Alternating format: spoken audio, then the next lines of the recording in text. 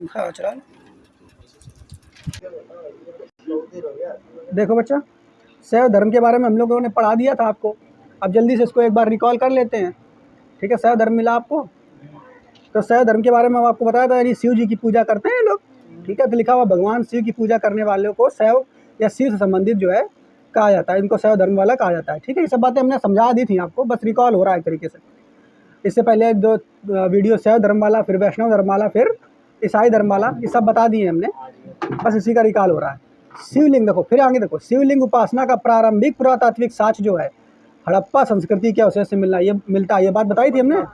हड़प्पा संस्कृति से सबसे पहले जो है शिव धर्म की पूजा के साक्ष्य मिले हुए हैं, ये बात हमने आपको बताई थी। आगे देखिए, ऋग्वेद जो है हमारा, ठीक है, सबसे पुराना जो वेद है ऋग्वेद, और इस वेद में शिव को रुद्र के नाम से उल्लेख किया गया, ये भी बात हमने आपको बता दी थी। ठीक है, अर्थवेद में शिव को, जो अर्थवेद है, ठीक है, अर्थवेद जो सबसे आखिरी वाला वेद है, सबसे नवीनतम वेद है, इसमें शिव को किस किस नाम से जाना गया है? भव, सर्व, पशुपति, भूपति। हालांकि जो पशुपति शब्द है वो आपको हड़प्पा संस्कृति में आपको देखने को मिलता है। शिव जी के लिए पशुपति शब्द प्रयोग में लाया गया है। आगे देखिए, लिंग पूजा का स्पष्ट वर्णन जो आपको मत्स्य पुराण में मिलता है। पुराणों की संख्या कितनी है? देखो फटाफट, देखो इधर आगे, लिंग का पूजा जो है, ये लिंग पूजन का जो समय मिलता है, कहाँ मिलता है? ये मत्स्य पुराण में मिलता है।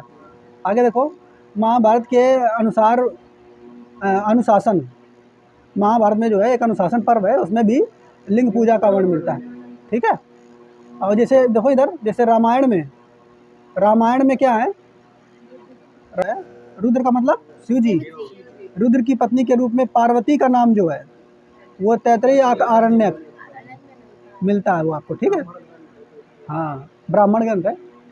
आगे देखेंगे, शिव की पत्नी का सौम्य रूप, शिव जी की जो पत्नी के सौम्य रूप हैं, ये सब बताया था, पद्मा, पार्वती, उमा, गौरी, भैरवी। ये जब आपने बताया था कि जन्म लेती हैं बार बार पार्वती भी, तब के नाम है। ठीक है, आगे लिखा हुआ वामन पुराण में शैव संप्रदाय की 4 बातें जो है बताई गई हैं।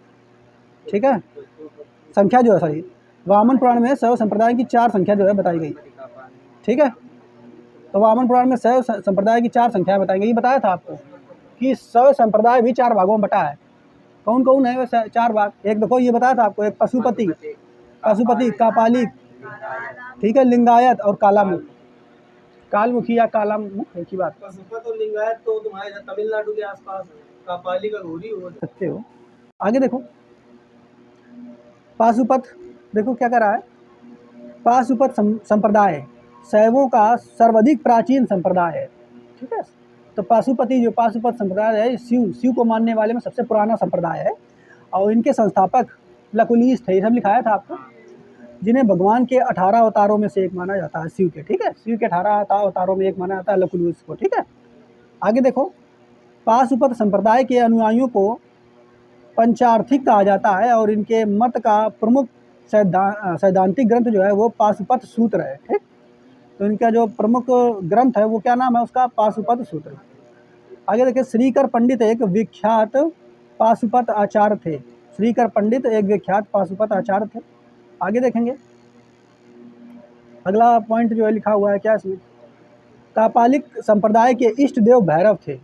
ठीक है, ये भी बात बताई थी हमने, काल भैरव, तमाम हाथ वाले, समझ रहे हो, बड़े बड़ी जटाओं वाले, वो काल भैरव है। ठीक है, तो कापालिक के जो इष्ट देव हैं वो कौन थे? भैरव थे। और इस संप्रदाय का प्रमुख केंद्र जो है श्रीशैल नामक स्थान पर था।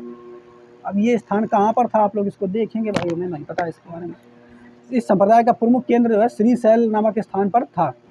ठीक है, आगे देखेंगे, कालमुखी की बात कर लेते हैं, यानी कालमुख संप्रदाय के अनुयायियों को शिव पुराण में महाव्रतधर कहा गया है, और इस संप्रदाय के लोग नर कपाल में भोजन करते हैं, जल तथा कर्नूल जिले में।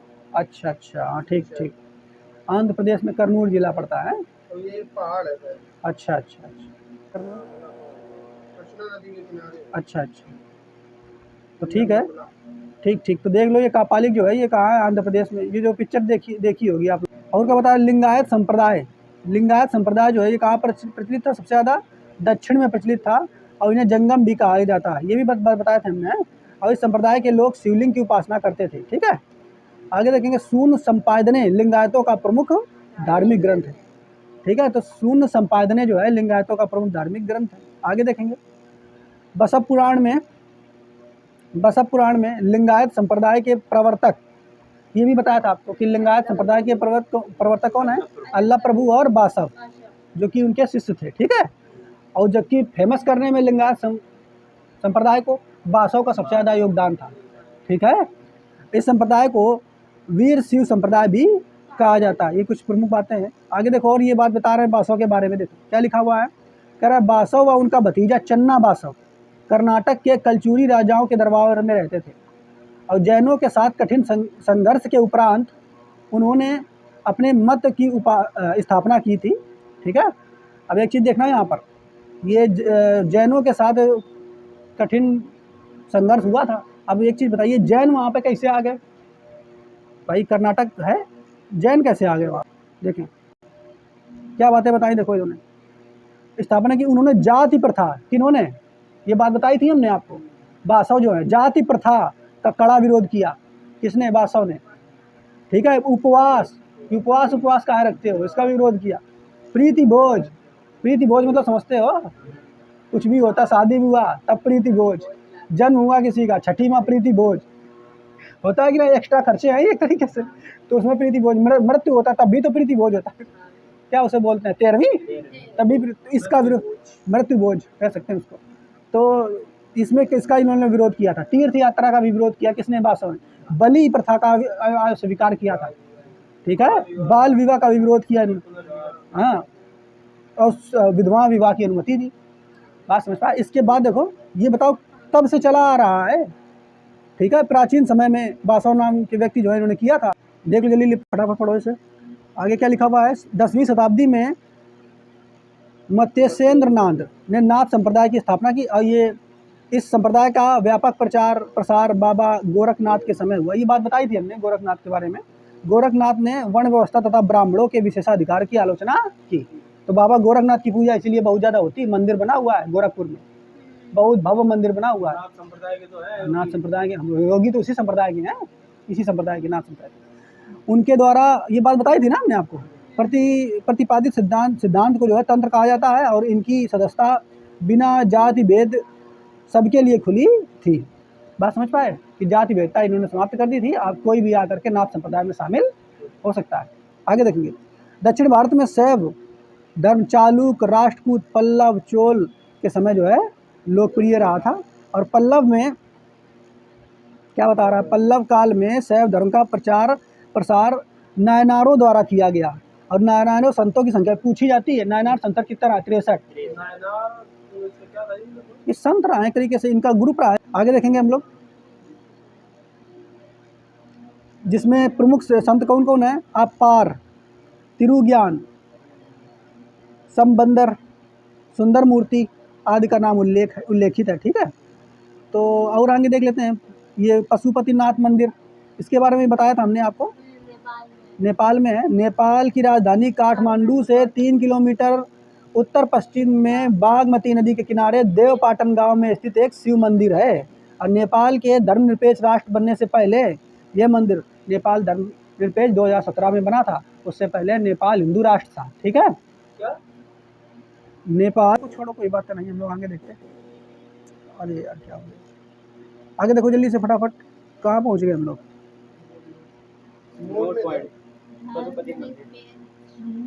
तो हमने आपको बता दिया कि जो ये पशुपतिनाथ मंदिर है ये नेपाल में है और ठीक है देवपाटन गांव में स्थित है।